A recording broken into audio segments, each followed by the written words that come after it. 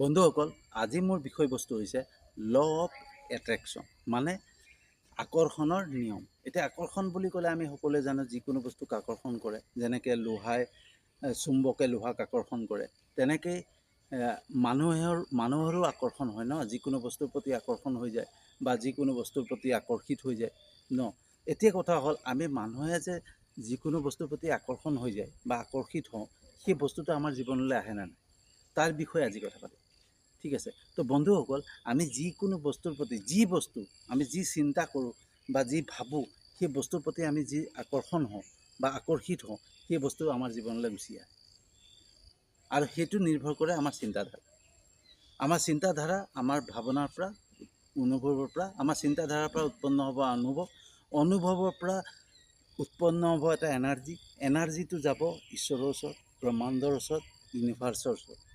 ইউনিভাৰ্ছে বা ব্ৰহ্মাণ্ডে সেইখিনি আমাক প্ৰভাইড কৰিব, আমাক দিব। আমি যি অনুভৱ কৰিম, যি চিন্তাধাৰাত আহিব, সেইখিনিতো অনুভৱ কৰিম। আৰু সেইখিনি আমাৰ এনাৰ্জিৰ দ্বাৰা বা ভাইব্ৰেশ্যন দ্বাৰা এটা ফ্ৰিকুৱেঞ্চিত ব্ৰহ্মাণ্ডত যাব। ব্ৰহ্মাণ্ডৰ পৰা সেইখিনি আমালৈকে ঘূৰি গুচি আহে। সেইখিনিকে আমি আকৰ্ষণ আমাৰ ওচৰলৈ গুচি আহে। ঠিক আছে। এতিয়া ব্ৰহ্মাণ্ড বা ইউনিভাৰ্চ বুলি ক'লে বহু সংখ্যক লোকে নাজানে। বহু সংখ্যক লোকে জানে যে ইউনিভাৰ্চ কি, ব্ৰহ্মাণ্ড কি, কিন্তু বহু সংখ্যক লোকে নাজানে। তো এই ভিডিঅ'টো প্ৰস্তুত কৰিছোঁ সকলোৰে বাবে, যাতে সকলোৰে ভাল হওক, সকলোৰে মংগল কামনা কৰি, সকলোৰে ভাল চিন্তা কৰি, যাতে সকলোৰে মংগল হওক, ভাল হওক, সেই চিন্তা কৰি এই ভিডিঅ'টো প্ৰস্তুত কৰিছোঁ।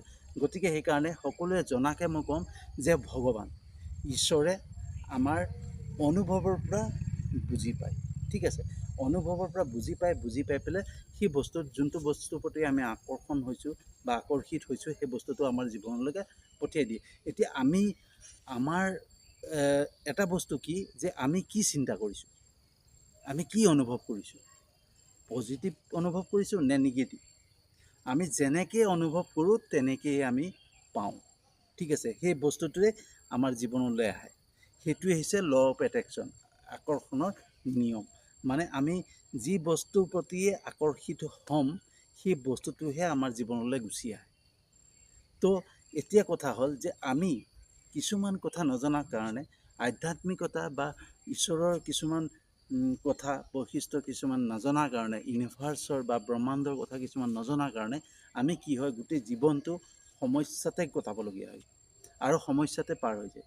আমি যিখিনি এচিভ কৰিব বিচাৰোঁ, যিখিনি জীৱনত পাব বিচাৰোঁ, টকা পইচা, সুখ শান্তি বা ৰিলেশ্যনশ্বিপ, যি বিচাৰোঁ আমি, সেই যিখিনি আমি বিচাৰোঁ, সেইখিনি আমি সদায় মনোকামনাৰ কাৰণে মঠ মন্দিৰ, নামঘৰ বা সদায় চাকি বন্তি প্ৰাৰ্থনা কৰি থাকোঁ, কিন্তু আমি সুফল নাপাওঁ। আৰু নোপোৱাৰ কাৰণ হৈছে কি, আমি সেই বস্তুটো নাজানো যে আমাক ঈশ্বৰে কেনেকৈ দিয়ে আৰু কেনেকৈ বস্তু আমাৰ ফালে আকৰ্ষণ হয়, কেনেকৈ আকৰ্ষিত হয়। ঠিক আছে। যিটো বস্তুৰ প্ৰতি আমি আকৰ্ষিত হওঁ, সেই বস্তুটো কেনেকৈ আহে। এতিয়া কথা হৈছে, সেই বস্তুটো কি বস্তুৰ প্ৰতি আমি আকৰ্ষিত কৰিছোঁ, আমি পজিটিভ নে নিগেটিভ।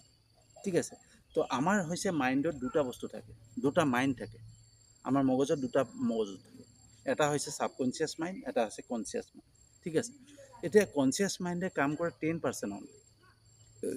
মই এলাৰ্ট আছোঁ, এতিয়া মই ভিডিঅ'ত কাম কৰি আছোঁ, ভিডিঅ' বনাই আছোঁ, প্ৰস্তুত কৰি আছোঁ। তো মই এলাৰ্ট আছোঁ, এইটো কনচিয়াছ। মোক পৰুৱা এটাই কামুৰিছে, পৰুৱাই কামুৰিছে, বিষাইছে, কনচিয়াছ। ঠিক আছে। ছাবকনচিয়াছে কোনটো কাম কৰে, যেতিয়া পৰুৱাটো কামুৰাৰ পিছত মই কি কৰোঁ, মই মলম সানিম, ডক্টৰৰ ওচৰত যাম, নে বাদ দে পৰুৱা এটাইহে কামুৰিলে থাক। আমাৰ ছাবকনচিয়াছ মাইণ্ডে যি কয় সেইটো আমি কৰোঁ। ঠিক আছে। এতিয়া আমাৰ ছাবকনচিয়াছ মাইণ্ডে কি কৰে, সম্পূৰ্ণ নিগেটিভখিনি, যিমানখিনি নিগেটিভ আমাৰ সোমাই থাকে, যিমানখিনি নিগেটিভ চিন্তাধাৰা, আৰু সেই চিন্তাধাৰা উৎপন্ন কেনেকৈ হৈ যায়নে, চিন্তাধাৰাখিনিৰ পৰাই আমাৰ উৎপন্ন হয় আমাৰ চৰিত্ৰ। আমাৰ চৰিত্ৰ কেনেকুৱা, আমি কাজিয়া কৰা মনোভাৱ থাকে বা বেয়া ব্যৱহাৰ কৰোঁ, কেনেকুৱা কৰোঁ, বা কাৰোবাক বেয়া চকুৰে চাওঁ, আমাৰ চৰিত্ৰ কেনেকুৱা নিৰ্ভৰ কৰিব। ঠিক আছে। চিন্তাধাৰা। ঠিক আছে। তাৰপিছত আমাৰ অনুভৱ কেনেকুৱা, আমি কেনেকৈ অনুভৱ কৰোঁ? কাৰোবাক দিয়াৰ অনুভৱ কৰোঁ, লোৱাৰ অনুভৱ কৰোঁ? কাৰোবাৰ পৰা ঠগবাজ কৰি লোৱাৰ অনুভৱ কৰোঁ নে কাৰোবাক দিয়াৰ অনুভৱ কৰোঁ? আমাৰ মানে থিংকিং কেনেকুৱা? আমি কেনেকৈ চিন্তা কৰোঁ? আমাৰ হৃদয়খন কেনেকুৱা?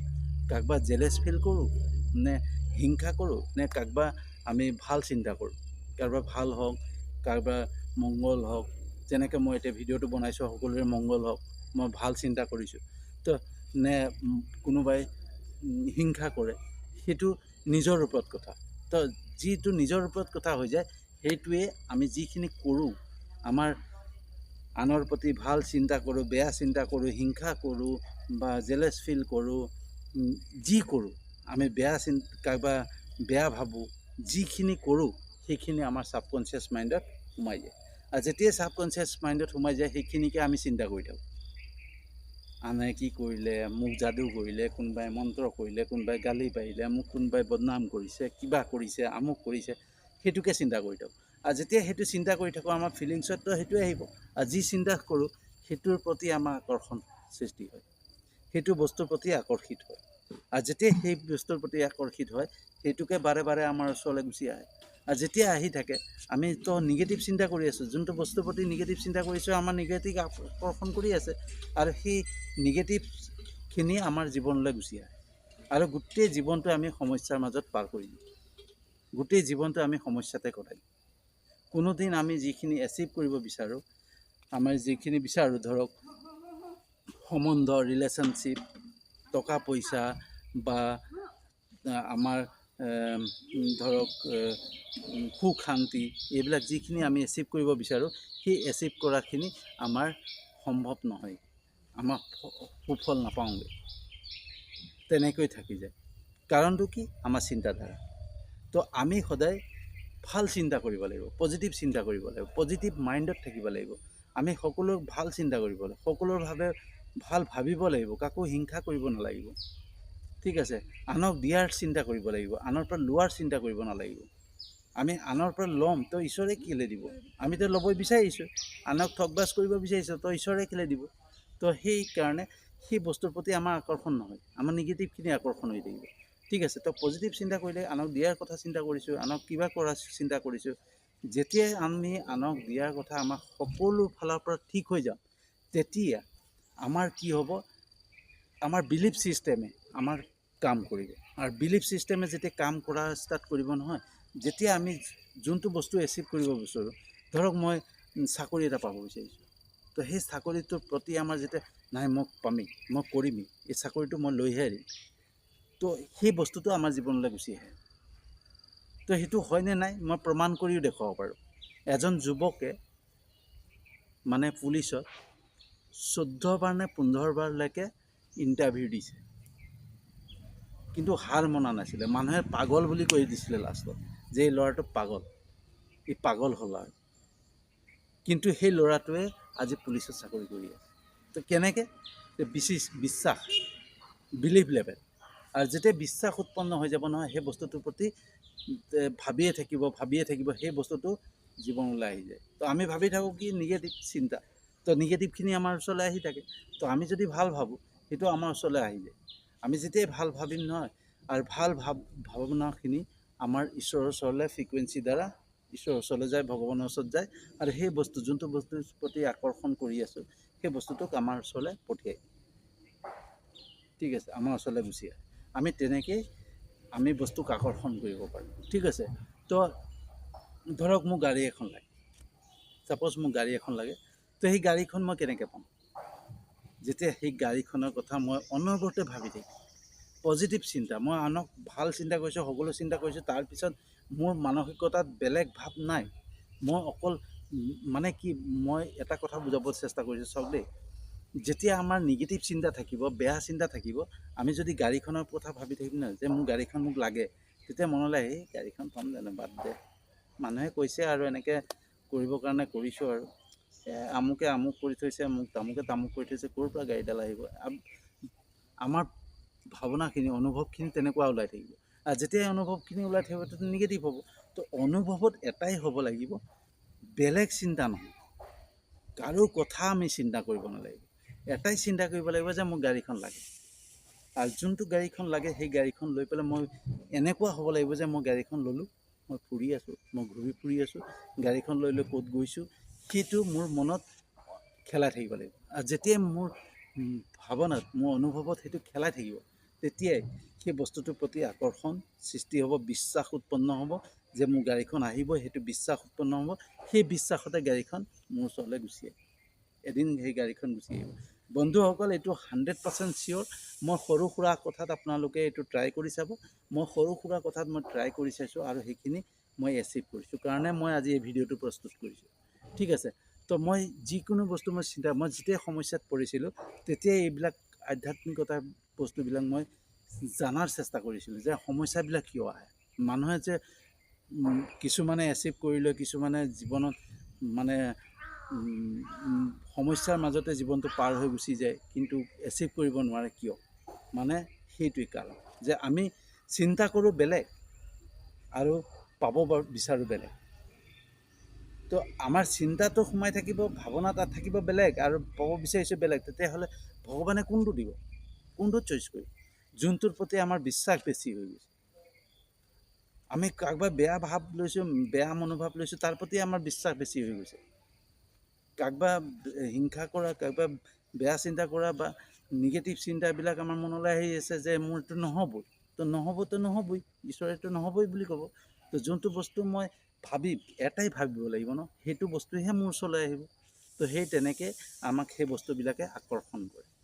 আৰু যোনটো বস্তুৰ প্ৰতি আমি আকৰ্ষিত হওঁ সেইটো বস্তু ঈশ্বৰে আমাক প্ৰভাইড কৰে, আমাক দিয়ে। ঠিক আছে, তো এইটোৱে হৈছে ল অফ এট্ৰেকশ্যন। আমি কেনেকৈ বস্তুটোক এচিভ কৰিব পাৰোঁ, আমি পাব পাৰোঁ। আৰু তাৰ কাৰণে এটাই বস্তু, আমি সম্পূৰ্ণ বেয়া চিন্তা এৰিব লাগিব। সম্পূৰ্ণ মানে শুদ্ধ চিন্তাৰে এটা বস্তুৰ প্ৰতি চিন্তা কৰিব লাগিব, সেইটো বস্তুৰ প্ৰতি আকৰ্ষিত হ'ব লাগিব আৰু সেইটো বস্তুৰ প্ৰতি বিশ্বাস জন্মিব লাগিব। চাওক, অৰুণিমা সিনহাৰ বিষয়ে মই ভিডিঅ' এটা বনাম, চাব আপোনালোকে।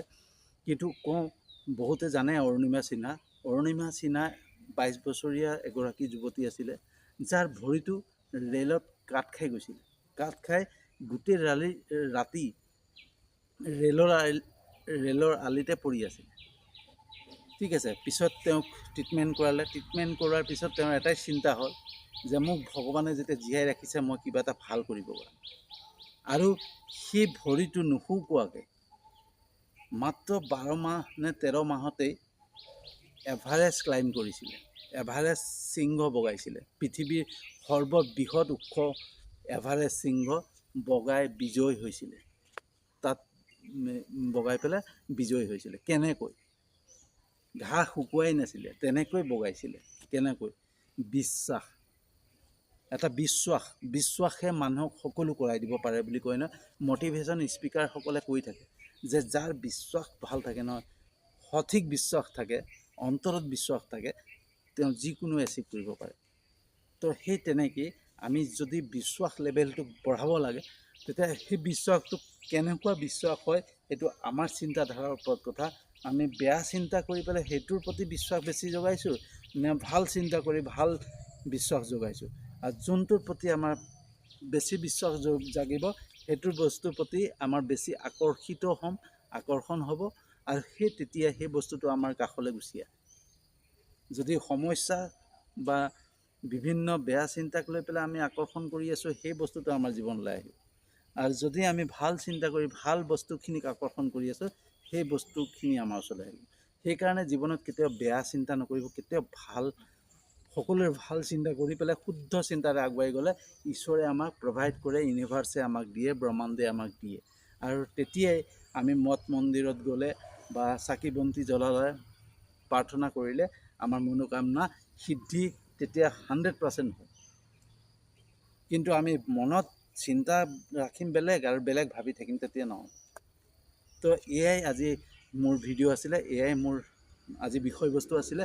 তো জনাব কেনেকুৱা লাগিছে। যদি ভাল লাগিছে শ্বেয়াৰ কৰিব, যিমান পাৰে ভিডিঅ'টো শ্বেয়াৰ কৰিব, যাতে সকলোৰে ভাল হয়, সকলোৱে বুজি পায় যে আমি ঈশ্বৰৰ পৰা কেনেকৈ পাব পাৰোঁ, ভগৱানৰ পৰা কেনেকৈ পাব পাৰোঁ। এইটো কোনো ধৰ্মক লৈ নহয়, হিন্দু, মুছলিম বা খ্ৰীষ্টান এনেকুৱা ধৰ্মক লৈ নহয়, সকলোৰে বাবে ইছলাম ধৰ্মৰ লোকসকলৰ বাবেও, খ্ৰীষ্টান ধৰ্মৰ লোকসকলৰ বাবেও বা আমাৰ হিন্দু ধৰ্মৰ লোকসকলৰ বাবে, সকলোৰে বাবে একেটাই। আমি যদি আল্লাহক বিচাৰিছোঁ, আমি কেনেকৈ বিচাৰিছোঁ আমাৰ চিন্তাধাৰাৰ ওপৰত।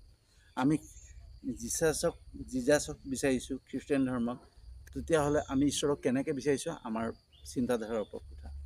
ঠিক আছে, আমি শ্ৰীকৃষ্ণ বা ভগৱানক আমি কেনেকৈ বিচাৰিছোঁ আমাৰ চিন্তাধাৰাৰ ওপৰত কথা।